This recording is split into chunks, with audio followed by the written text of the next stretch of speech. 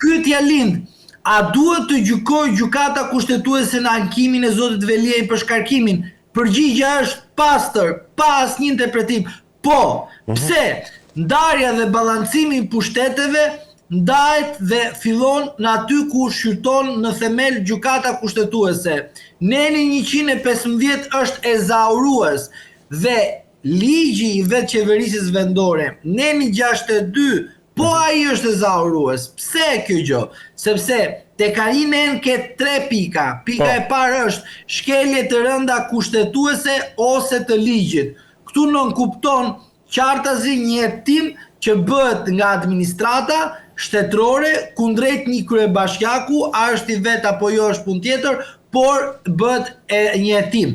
Pastaj kemi të bëjmë një vendim të formës prerë, që do thotë kryetari nuk largohet, se nuk ekzekutohet vendimi i formës prerë për shkak se ai mund të jetë jashtë shtetit, atëherë Këshilli Bashkiak bën procedurën formale për të shkarkuar dhe ai ka të drejtë për të shkuar në gjykatë kushtetuese pavarësisht se ka një masë ndaj tij për të ekzekutuar në vendim të formës prerë, që është masa e dënimit flas gjithmonë.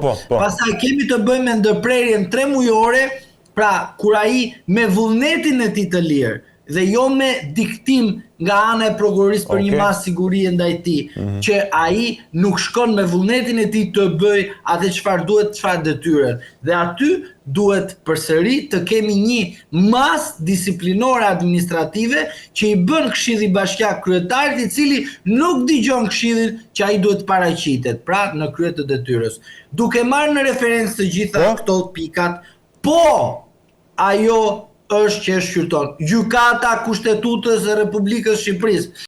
Tani, hap një klapë dhe themi, ka një interpretim që kjo nuk ka të bëjë me ankimin e zotit Veliaj për shkarkimin, po kjo ka të bëjë me hapat proceduriale që janë marrë nga Këshilli Bashkiak me mënyrën se si ka vendosur Këshilli i Ministrave. Që do të thotë, në rast se unë dua përveç ankimit që kam bërë në gjykatë kushtetuese për shkarkimin tim, dua të bëj dhe një gjyq tjetër për sa i përket pavlefshmërisë së proces verbaleve dhe gjithçka tjetër që ka të bëjë me mosmarrveshje administrative, i drejtojmë gjykatës administrative për mosmarrveshje administrative duke kërkuar shpalljen e pavlefshmërisë absolute të akteve që ka bërë Këshilli Bashkiak.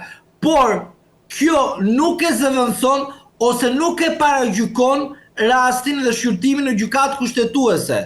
Është në varësi të mbrojtjes se si do të ezauroj atë që ne themi të drejtën procedurale, sepse e drejta është një aplikim, pra i bëjmë aplikim që ne e drejtën e aplikojmë ta ushtrojmë, por nuk është detyrim. Por detyrimi për atë person që do të shikoj që rasti i tij të shqyrtohet në themel, sepse në gjykatë kushtetuese shqyrtohet në themel rasti i kryetarit të bashkisë së shkarkuar, duhet të aplikoj patjetër dhe a jemi në kushtet e aplikimit. Pra, dekreti i zotit Begaj pjesërisht është i vlefshëm që ta përmbledh gjykata kushtetuese është ajo që e shqyrton edhe në themel. Pavarësisht asaj që thashun në pjesën administrative, është çështje se si do ta shqyrtoj vetë mbrojtja e tij dhe si do të shkoj të dali me një konkluzion më të mirë për veten e saj. Është diçka që ajo e zgjedh vetë si mbrojtja. Qartë, më qartë se kaq nuk besoj se do ta kisha shprehur dot.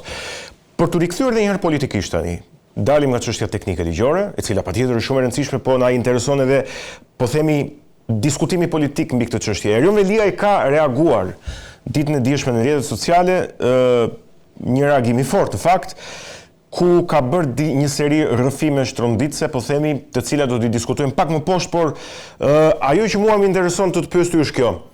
A do ta shndrojë Erion Veliaj këtë gjë, pra këtë përballje, përveç se ligjore tashmë dhe në gjykatën kushtetuese, edhe një përballje të drejtë për drejtë politike me kryeministrin Rama, do ta ketë ai atë guxim apo jo?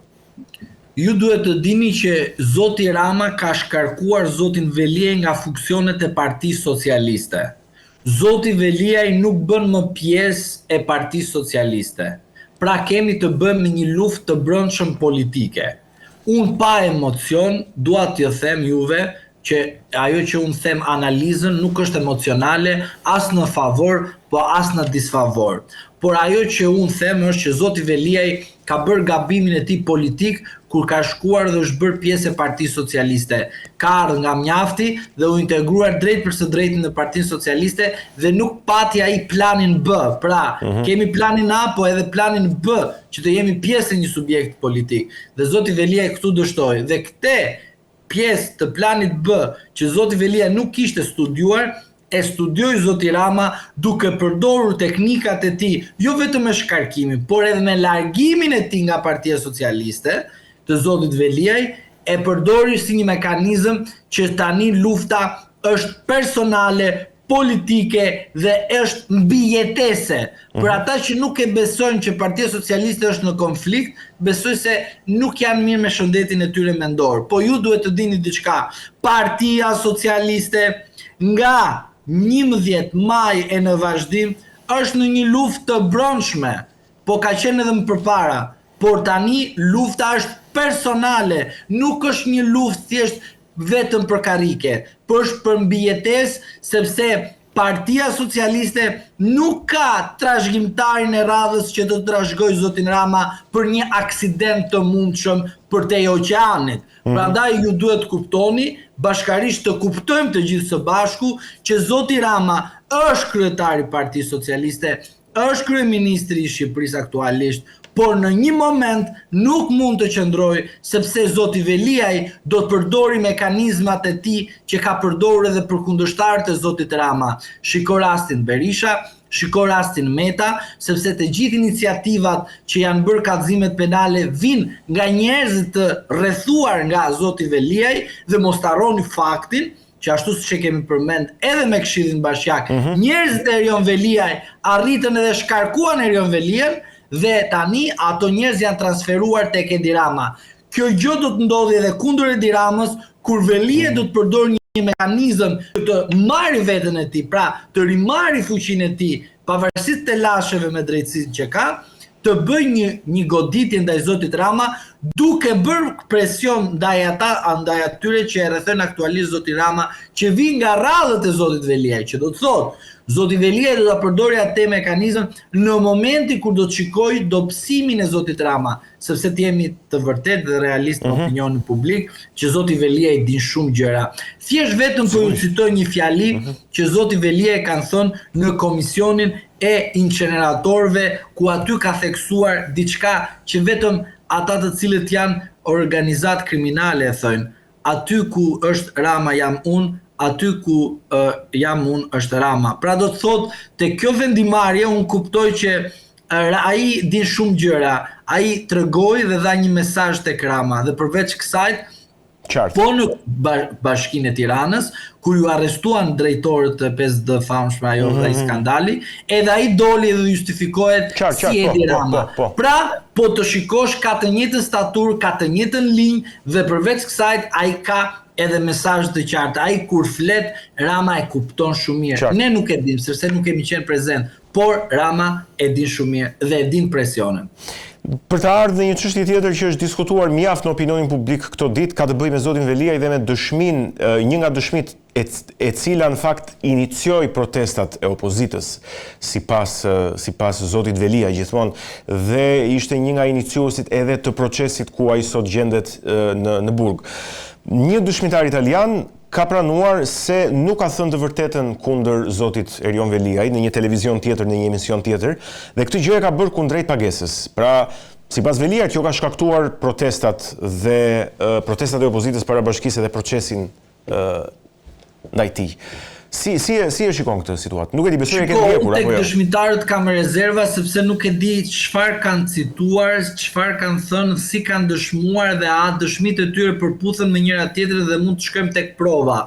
Dëshmitarët shpeshherë ose kur dëshmojnë si në intervista ose si përpara spakut kanë dëshmi kontradiktore dhe përveç kësaj i shërbejnë interesit të ecekët, të shkurtër, sipas gjithmonë asaj që them që kush ka porositur dëshmin. Pra, sepse kur ti dëshmon në mënyrë të lirë, nuk ka pse ti të intervistohesh publikisht. Pra, ti dëshmin e ma sekret. Por në rast se ti ekspozon dhe dëshmin e përcjell nëpërmjet mjeteve të komunikimit, kjo do të thotë që ti nuk je më dëshmitar, po thjesht ti je komunikues të një fakti penal, civil, administrativ, është varësi se si është vepruar në atë rast, dhe ti e përcjell të tretët të kuptojnë ose të dëgjojnë çfarë ti ke të thuash ndaj një politikani. Pra, atë dëshmi e do dikush. Ndaj kundër politikanëve do t'i marrë me rezervë. Atë dëshmi po themi si në rastin konkret, po si parimisht që po thua ti, atë dëshmi e do dikush, pra i shërben dikujt pra.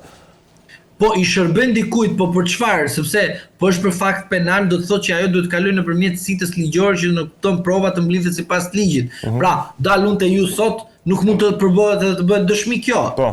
Nuk bëhet dëshmi, kjo është thjesht një intervistë. Sigurisht. Sepse dëshmia nuk kupton sekrete, nuk kupton strategji, nuk kupton planet, nuk kupton kush është arritja e faktit penal që unë po kryej apo bashkëpunoj apo kam qenë dëshmitar direkt indirekt. Pra, janë shumë faktorë të tjerë që na bën që dëshmia që të përbëj vepër penale duhet të jetë marrë sipas ligjit. A kemi të bëjmë me dëshmi që duam të bëjmë sikur kemi dhënë dëshmi dhe thjesht të përdoremi dhe mekanizmi të jetë që të ofrojmë një ndihmë tek një subjekt privat, publik apo të një subjekt që ka një interes politik, kjo mbetet për të parë çfarë është, por në atë që unë kuptoj është kjo që Zoti Velia po e përdor këtë që të thotë tek pjesa që ata e besojnë akoma brenda Partisë Socialiste, një pjesë të tyre që do t'i tërheqë me veten, thotë shiko se si Kurthi më punua me Ramën dhe Berishën dhe të tjerë kundër interesit të Bashkisë së Tiranës, kundër meje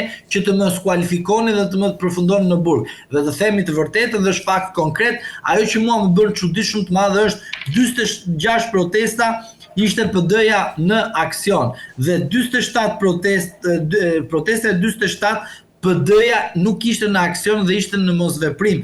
Pra, Bashkinë e Tiranës e mori Edi Rama, po ku ishte PD-ja e cila bërtiste nga mjesi deri ndarkë që Velia ishte ashtu siç ajo e pretendon. Prandaj dua të them që me këto dëshmi duhet të jemi të rezervuar dhe normalisht me disa lajme duhet të jemi përsëri të rezervuar, sepse ndikon tek keqinformimi, por ato mund të përdoren në të ardhmen që të dëmtoj edhe imazhin e opozitës, edhe imazhin e mediave. Pse?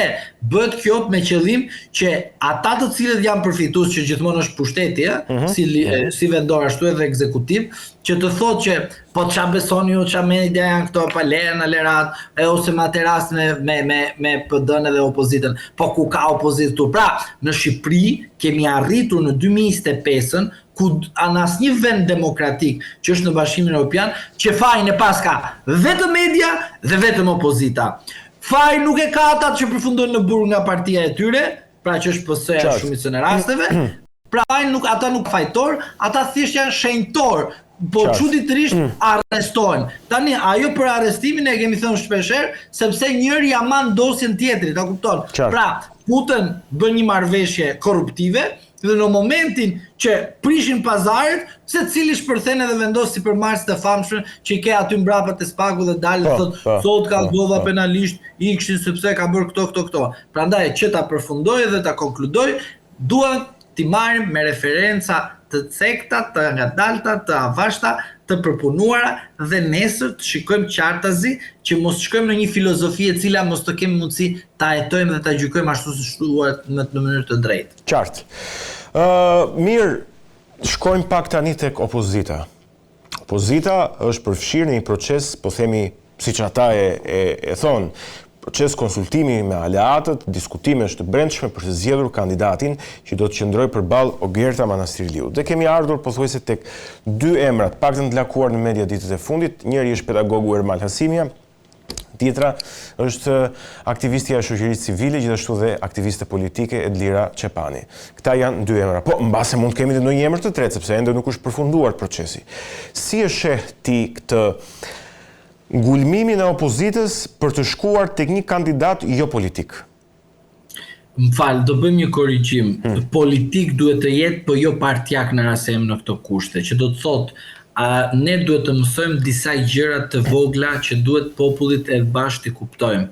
Politik bëjmë të gjithë bashkë, edhe unë sot bëj një politik, edhe ju edhe televizioni, ju edhe bankat, edhe të gjitha bëj një politik, edhe kanë politikat e tyre. Por ai të jetë pjesë e politikës, po mos të jetë militant partije. Qartë. tani këtu fillojmë dhe bëjmë analizën. Emrat që ju cituat, shumë e drejt, patjetër pse jo mos të konsultohen dhe të vendosen dhe emrat të tjera. Janë pak, 2. Duhet ishin më shumë. Kjo e para. E dyta, duhet ishte i gjithë përfshirës. Nuk është. Pra, ky është problemi kryesor që ka Partia Demokratike. Pse ka Partia Demokratike këtë gjë? Sepse është mësuar të konservohet rreth konservatorizmit të saj të çuditshëm. Kjo është e paimagjinueshme. Ata të cilët mendojnë se duke konservuar rreth vetes dhe duke qëndruar rreth vetes ta dinë që nuk kanë hapësirë që të përfitojnë më shumë se sa aq sa do të kenë marrë gjithmonë në çdo betejë zgjedhore. Tani, dua të bëj dhe një sqarim në opinionin publik. Duhet të dini që sigurisht që për çdo person dikush ka një pikpyetje. E sigurt, kjo sepse njerëz jemi, kanë ai dyshim, ky thot vjen nga Sorosi, ai vjen nga Sora, te njëti nga djathi, nga moda me radhë.